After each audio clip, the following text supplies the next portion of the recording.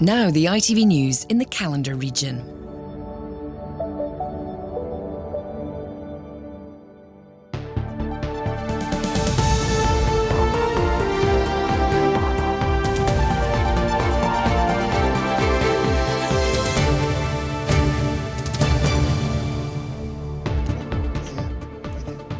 Good evening, welcome to ITV News. This is Calendar with Gaynor Barnes and John Shires. And here are tonight's main stories.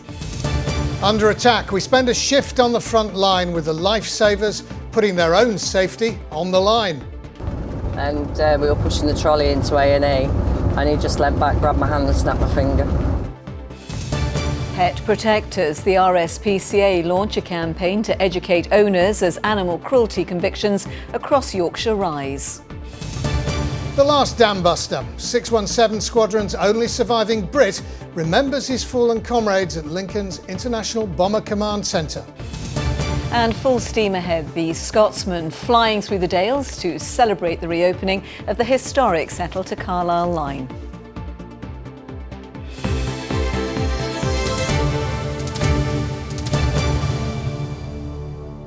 First tonight, to an alarming rise in the number of attacks on ambulance staff in our region.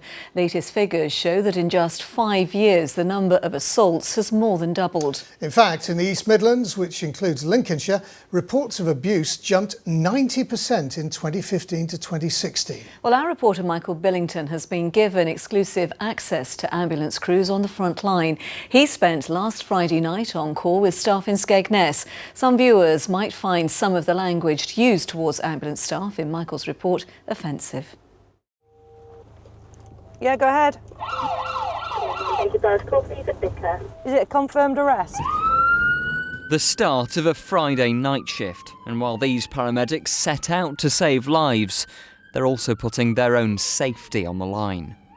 Drunk patients who obviously they're not in control, they want to try and assault you. But, you know, you just stand your ground, you try and keep them calm. We have to get the police involved. Go ahead, Emma. The perpetrator is back and he's lobbing slabs now at the ambulance. Increasingly, this is the kind of situation paramedics are dealing with. Attacks on vehicles, physical and even sexual abuse, sometimes on a daily basis. Hey, I think it's this one. And with each call, they have no idea what they could be walking into. Hello, darling. What's occurring, my love? Here, a warm welcome rather than a hostile one. No matter what it is, it's not going to get better on its own, is it? After a few tests, this patient's taken to A&E for a closer assessment. They're the patients we're here for. But then we're here for everybody and we treat everybody the same, and if they want to get funny with us, then they've obviously got an issue. In the last 5 years, there's been a huge increase in the number of attacks on ambulance staff. In the East Midlands, which includes Lincolnshire, assaults have more than doubled since 2011. 194 staff were attacked in 2015-16, up from 83 5 years earlier. A similar story in Yorkshire as well, where attacks have gone from 49 to 109 in the same period.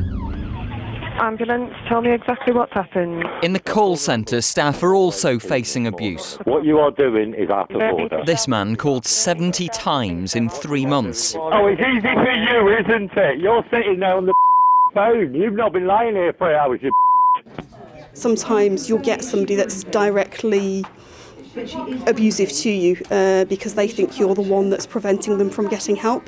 We're duty bound to go through the situation every time they come on the phone, but then they can get frustrated that, oh, I've been through this before, I've told somebody this already, why do I have to go through this situation again? And you can hear that the temperature's rising.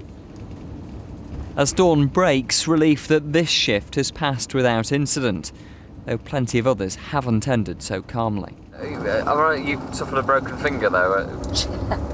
Yeah, that was somebody who'd had some black mamba.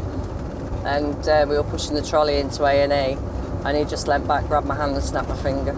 And as soon as we left, he then discharged himself, got up and walked out of the hospital after giving them a load of abuse. So there was no way to follow that up. Claire and Lisa have panic buttons and CCTV. Some services have even considered making staff wear body cameras. But there's a sense that only a change in attitudes among some patients will stop paramedics being subject to violence and abuse. They've called us at the worst moment of their life at that time, and then you go there and they give you a load of abuse and get violent with you for whatever reason that they perceive that it's necessary. And you do sometimes think, well, hang on a minute, you phoned me. Why did you phone? Why did you phone us if this is the way you're going to treat us? Well, a little earlier I spoke to Sean Keown, the Head of Security Management at East Midlands Ambulance Service. I began by asking him his reaction to these attacks. No, it's not part of the job. In EMAS we have a complete and absolute zero tolerance to any type of abuse or violence against our staff. It is absolutely unacceptable. Our staff are there to treat and care for people in sometimes the worst situation of their life, and the last thing our staff want to be doing is being treated badly, being assaulted, sometimes quite violently. It is absolutely unacceptable. Do you think there's any reason why the numbers have increased, particularly over the last 5 years? One of the issues we've had is increasing the ways our staff report, so we naturally saw an increase in staff reporting assaults because they felt more comfortable doing it, because they were comfortable that we would get an outcome from it. So there is that to it, but increasingly we are just seeing more assaults against staff. Alcohol and drugs do play a part. Over 60 to 70% of our incidents involve alcohol or drugs. That does play a big part in it. Is there anything that can be done? Our staff receive training on how to handle violence and abusive patients. We are continually looking at ways, both locally within EMAS and nationally across the ambulance service, ways to reduce the risks, ways to reduce assaults against our staff. But it is down to society to understand it is not acceptable. We will not accept it. And how does this affect the morale of the staff? I think it can be devastating morale-wise. We are seeing staff increasingly going on to sick because of stress. We are very acutely aware of mental health problems across the ambulance service, and it does have a knock-on. This type of behaviour on a continual basis does affect staff. All right then, Sean, we're going to have to leave it there, but we do thank you for joining us.